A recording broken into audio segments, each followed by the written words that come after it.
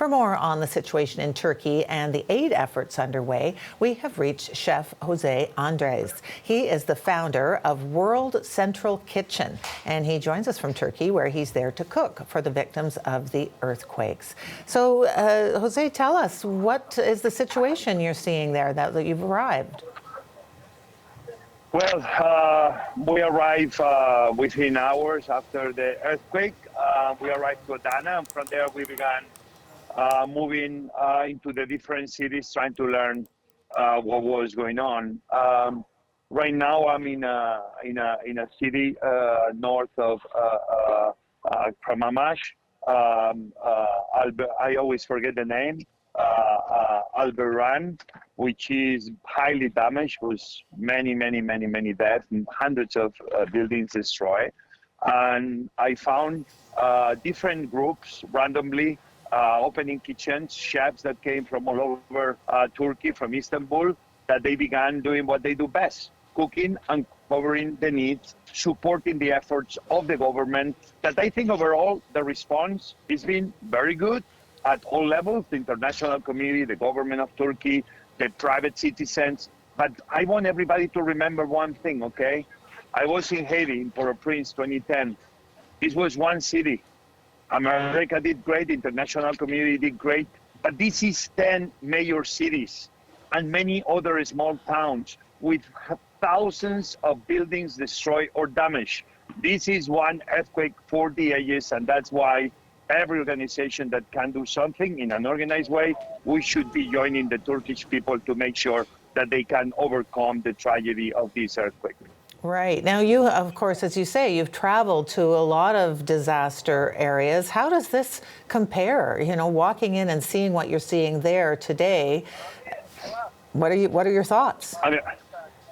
Listen, today I was driving for 6-7 hours to get to where I was. This is 350 kilometers in the extension from beginning to end on the destruction. 10 major cities, all across. This is huge, precisely because how big it is. It's like more than half of Spain, the extension that is being damaged. So this one obviously is why the Turkey at the very beginning requested support of the international community. I've seen in my plane when I was coming in was fire and rescue, search and rescue teams with dogs from Spain, from France, from so many different countries. But it feels that it's not enough. Why? Because it doesn't matter how many search and rescue people came from around the world on top of the great people here in Turkey.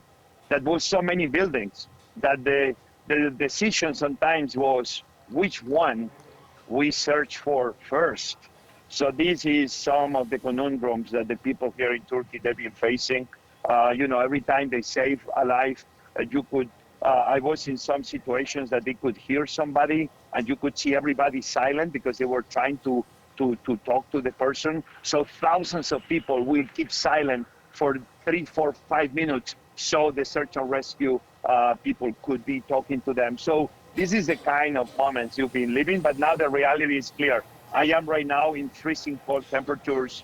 People, many of them are in tents. I'm here in a camp done by AFAD, the emergency organization of Turkey, that again, I think they're doing a good job under the circumstances. But many people are sleeping in their cars outside, in the middle of parking garages. A car has become a home because people lost their homes or they are afraid to go back into the buildings. So, Chef, let me ask you this question. For people who aren't familiar with your work and World Central Kitchen, I mean, you're a celebrity chef, right? You own restaurants in, some of the great cities of the world. You're credited with bringing the whole idea of Spanish small plates to North America and so forth. You're used to these beautiful surroundings and gorgeous food. How on earth did you make this transition to being a humanitarian traveler, of going to these places where the worst things have happened? Well, I don't think it's been a transition. I've been doing this in different ways for more than 30 years of my life. It's only that I've been given this opportunity to be in an organization I founded that has become bigger. Listen, in Ukraine, we've done more than 200 million meals. At one moment, we were doing 1.5 million meals. When nobody was still helping at the beginning Ukraine, we were already everywhere. We are right now in Syria. We are right now in the fires in Chile. Here, we are already did today 70,000 meals, which is not bad for the fourth day. At the end of the day, I am a person that I say I cook for the few, but people like me, we have the opportunity to cook for the many. Today, I opened a new restaurant in Washington, D.C., and unfortunately, I couldn't be there. But my team is there, and I know they're doing a great job, and I will join them soon. What But kind of food? if I had to choose, tell me. Tell me, yeah, what kind of food are you able to make in those kind of circumstances? Well, here in the emergency, Turkish people, you make Turkish food. We are serving, we began in Adana, and we are buying a lot from restaurants, Adana kebabs. What better to serve the people that the food they love? It's not only what makes sense, but it's what is available. And so, I use Visit a Kitchen nearby, which is being created by some of the best chefs in Turkey. They came from Istanbul, many of them, friends and family, volunteers.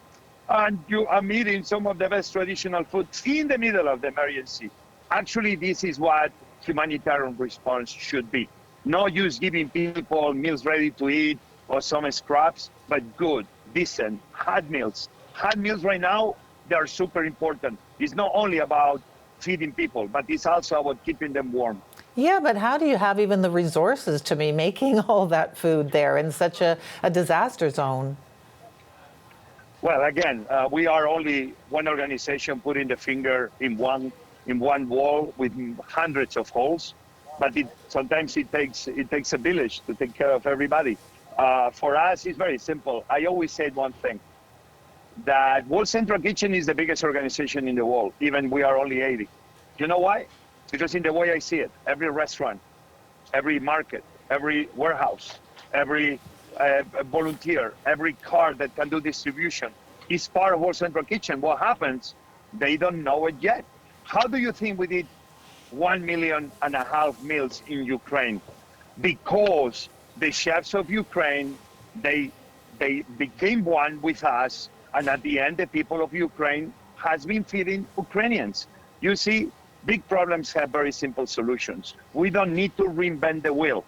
The best prepared people to feed people in emergencies, there are chefs, there are restaurant owners, and that's what I am trying just to achieve, that the restaurant community, we will become one day maybe, to end hunger in the world.